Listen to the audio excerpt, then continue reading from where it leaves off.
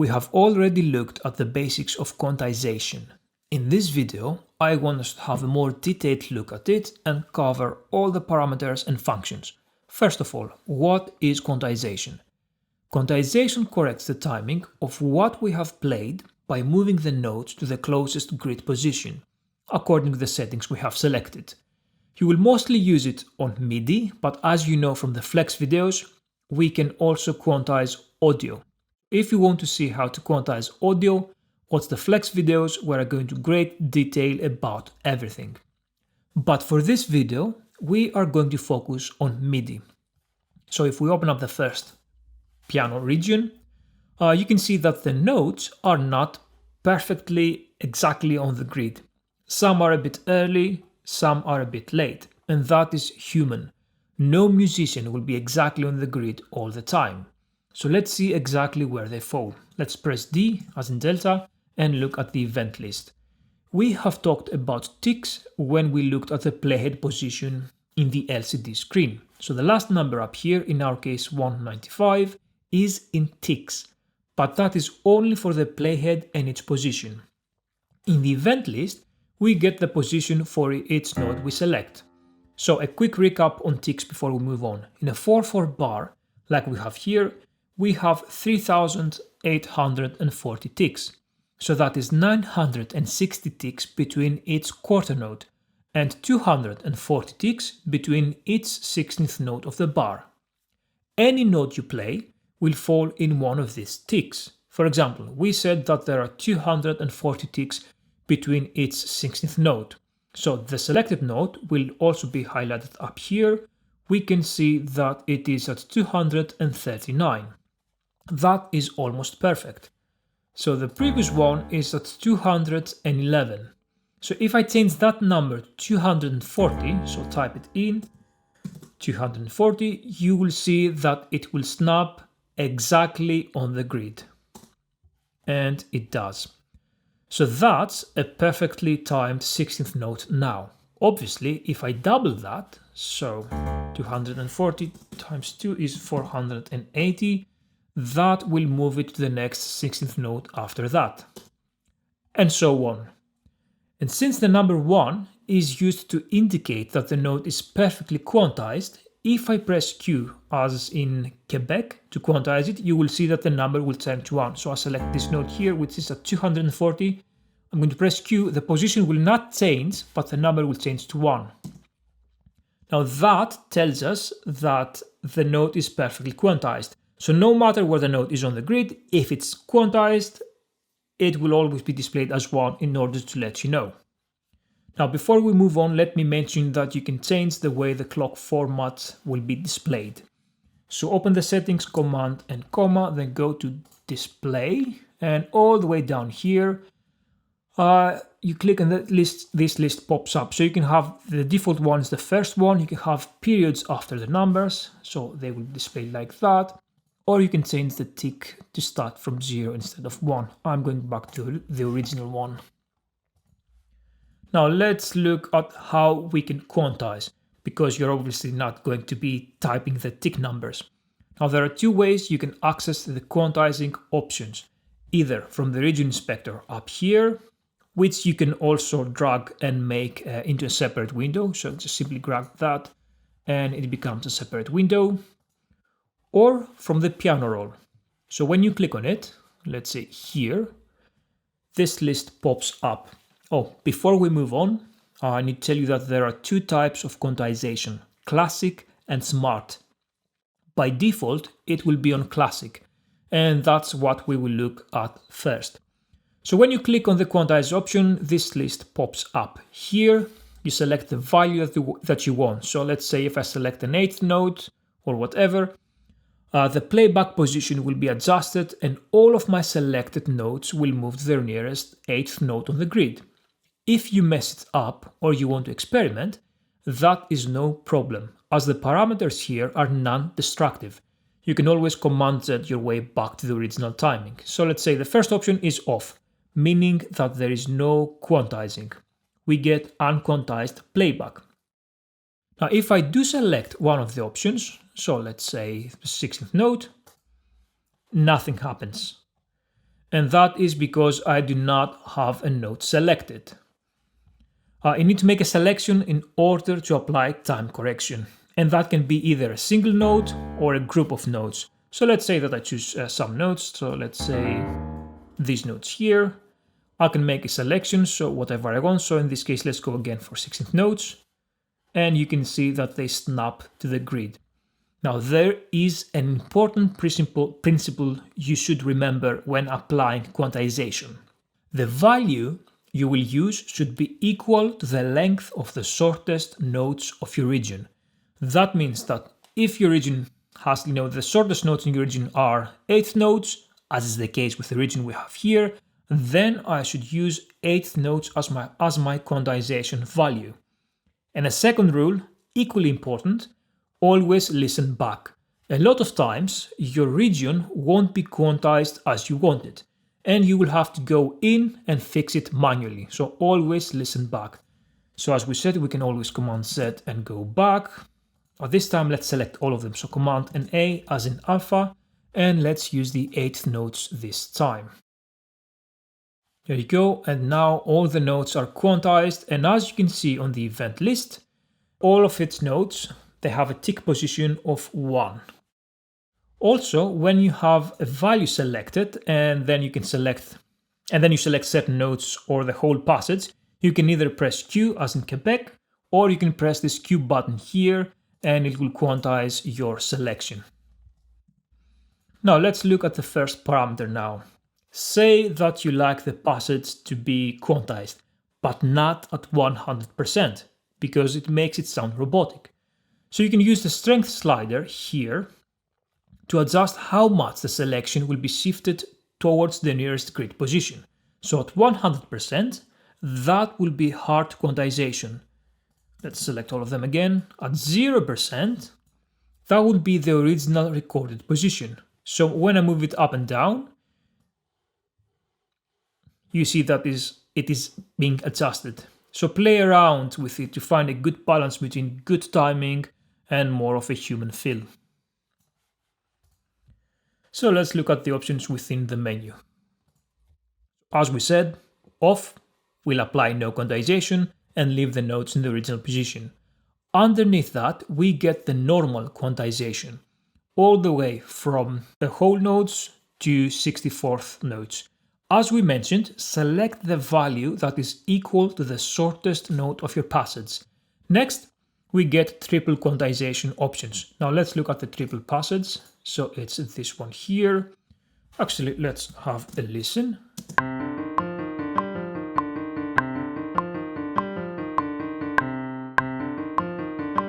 So it's a bit shaky. Now, since it's triplets, we have to choose something from the triplet menu. Now, these are 8th node triplets, so we will choose that. So I select all of them, then go to the 8th node triplets and select that. Let's have a listen now.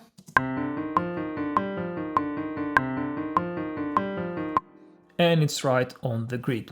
Now next we have the swing menus. We've got 16th nodes and we've got 8th nodes.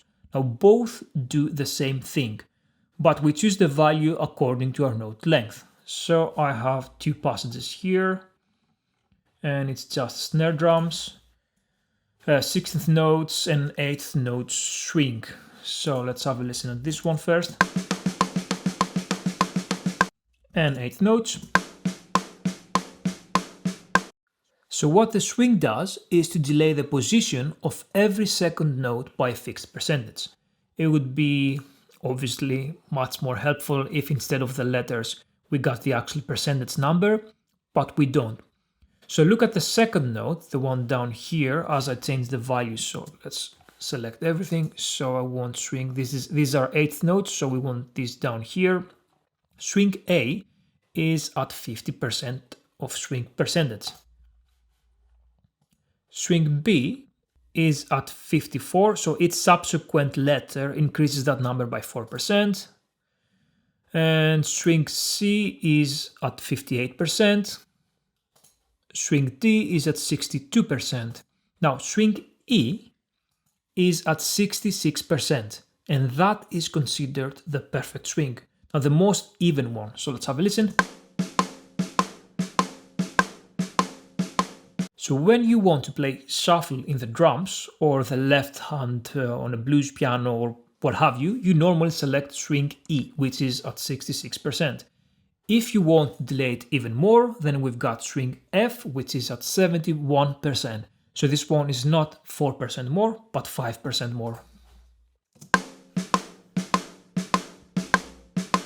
Now make sure you select the correct value. If we use 8th note strings on the 16th notes, so let's go to the 16th notes. Let's select them. And let's do string E. Now that happens.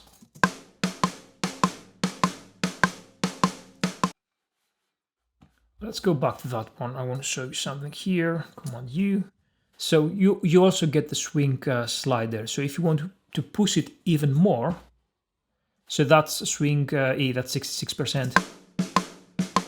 I can move more, all the way up to 100, which will be less than swing F. So I can also manually adjust it from here. So you can definitely play with the string and the string one to find a more human feel. Now, let's move to the next one. So underneath that, we get the odd quantization. These are the tuplets. The most common tuplet is the triplet. So these two, this menu here, and that is why it gets its own menu. But for the rest, we get this menu. So you won't be using that much unless you do some mathcore, progressive, or odd rhythms music. But let's have a quick look. So the first two options are quintuplets, which mean 5 bits per click or bar, depending on your note values. So the first one is quintuplet, the /4, that's a quarter note quintuplets. That means that we will get 5 bits per one bar. So let's go to this one. Actually, let's make this ones a bit louder.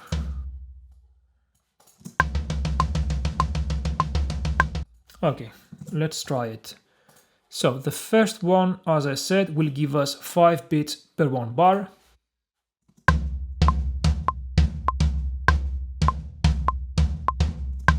It's Command Z. The second one is 8th note quintuplets, so we get double the previous option. So that would be 10 bits per bar.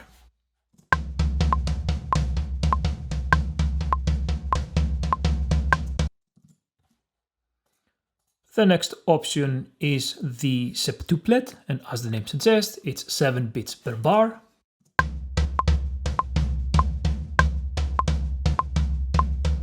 It may sound out of time, but it is not. And the next option I've never met in my music studies. So according to the manual, that is a novetuplet, and that would be 9 bits per bar.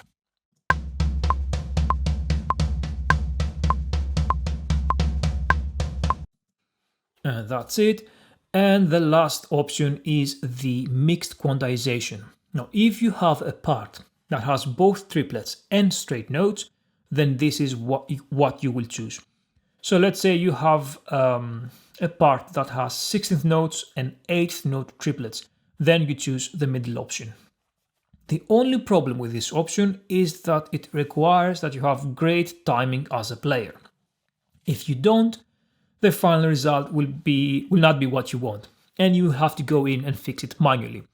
Now what I usually do is, when I have such a part, is to do the sections separately. So I'll just select the straight notes, do them individually, and then just do the tuplets.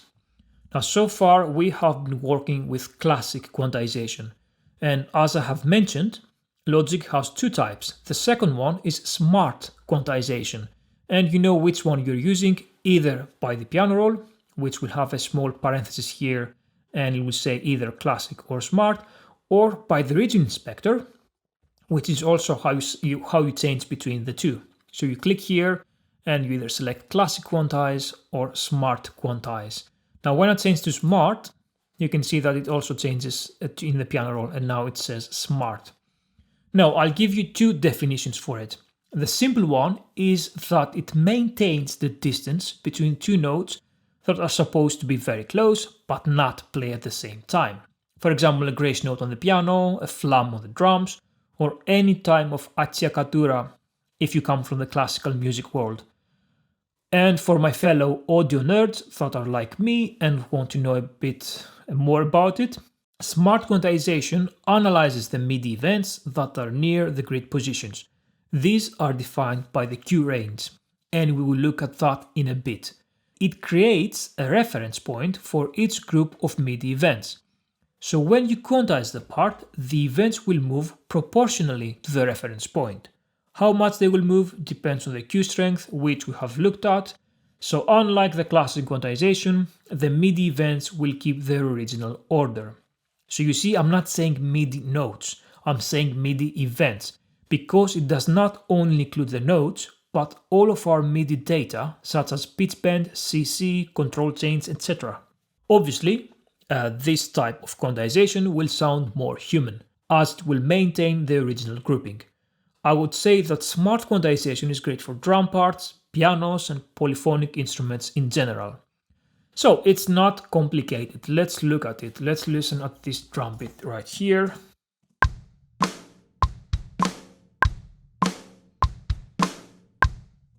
It's a bit shaky, so I want to quantize it, right? So if I use the classic quantization, the flam on the snare will be lost and both notes will be put on the grid. So let's quickly change back. Oh, we are in classic.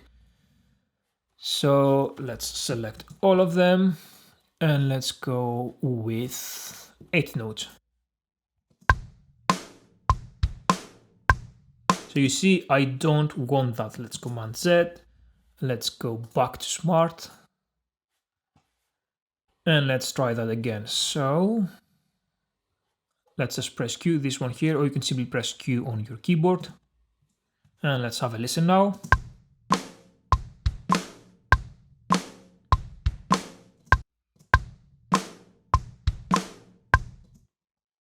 Oh, I had a bit of swing there. Alright, that's good now. Now, the kicks have been quantized and the flam is still there. Now you might be thinking, okay, so we have preserved the flam, but it's not consistent.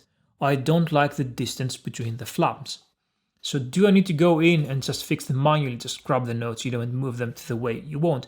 No, that would take forever. And that is a good segue to the advanced quantization settings.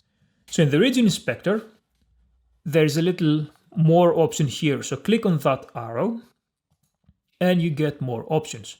Now, small note, this is in the region inspector. That means that any change that we make, it will be applied to the whole region, not just the selected nodes.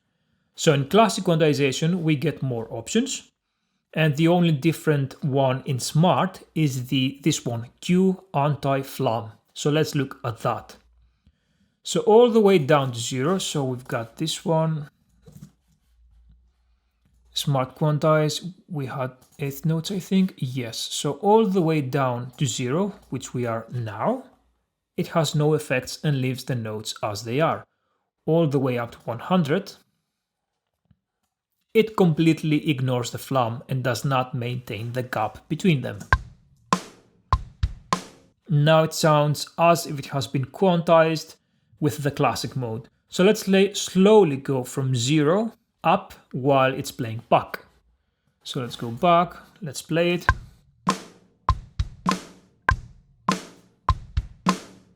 A bit more.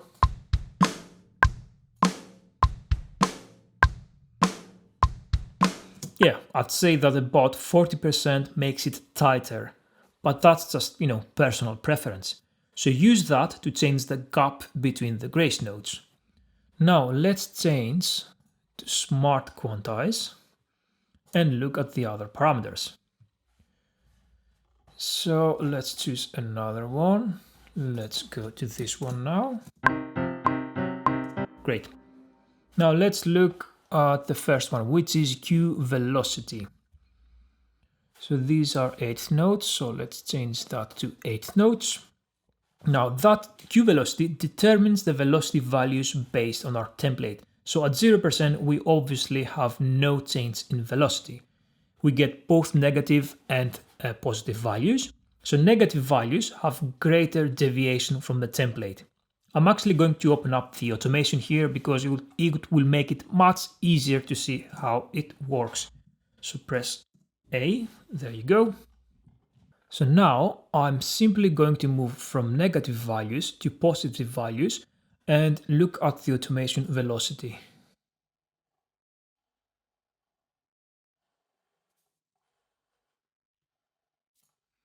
Let's go back to 0. This will behave differently according to the material that you have. In this case, we have 8th notes. Now the positive values will make the first 8th note louder and the second one softer. And the negative values will make the second 8th note louder and the first one softer. So let's look at the triplets. So here we are. So the positive values on that one, Quantize, these was 8th note triplets.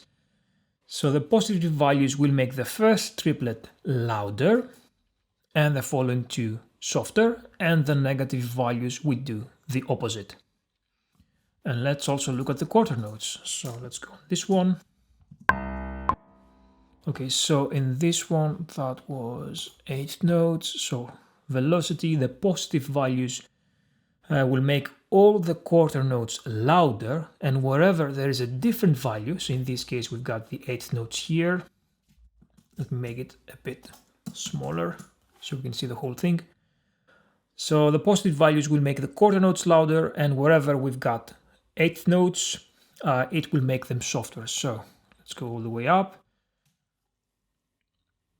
So it's the second 8th note, and obviously the opposite will do the opposite. The negative values will make the quarter notes softer and the 8th notes louder, to some extent.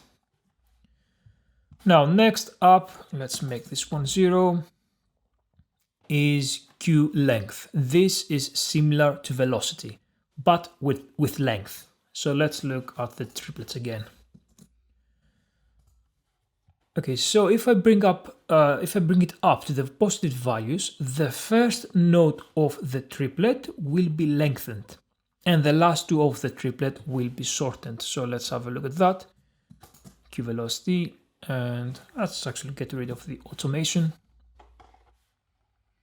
So Q length, if I go all the way up, and then if I bring it to the negative values, it will obviously do the opposite. It will lengthen the last two notes of its triplet, and it will shorten the first one. Now let's have a look at the Q-Flam. Let's select that one.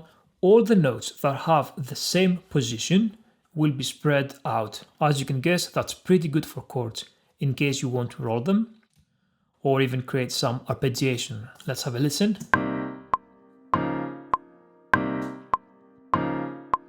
That's very blocky and mechanical. So let's use the Q-Flam to spread them out. Positive values will create an upward arpeggio, meaning that it will keep the root, the bottom note, on the grid and move everything above that. So let's try that.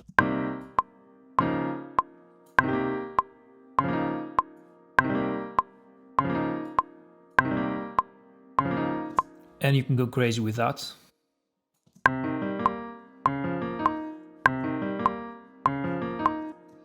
Let's go back. A negative value will create a descending arpeggio. And let's try that.